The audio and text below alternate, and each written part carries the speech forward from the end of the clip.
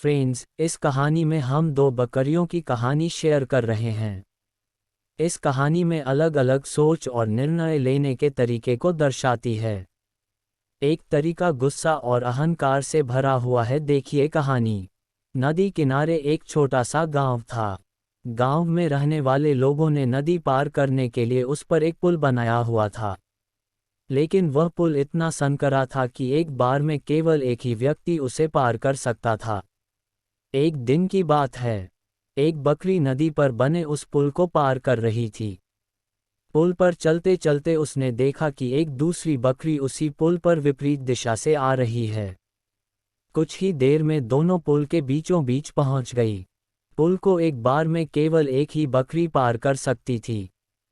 इसलिए दोनों बकरियां कुछ देर तक इंतजार करती रही कि सामने वाली बकरी पीछे हट जाएगी।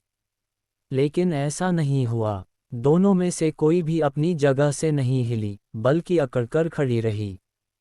तब एक बकरी दूसरी बकरी से बोली, तुम मुझे जाने का रास्ता दो, क्योंकि मैं तुमसे बड़ी हूं।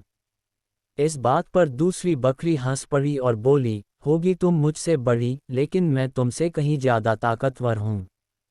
मैं तुमसे जल्दी ये पुल पार कर लूंगी। इसलिए तुम मुझे रास्ता दो।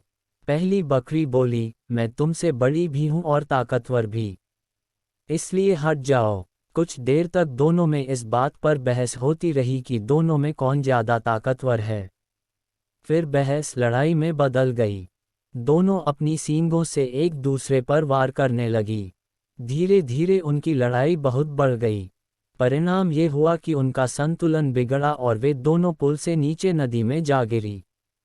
नीचे नदी की तेज धार उनको बहा ले गई और अंततः दोनों मर गई। कहानी से सीख, गुस्सा और अहंकार हमेशा बर्बादी की ओर ले जाता है। धन्यवाद। कहानी को सभी के शेयर करें।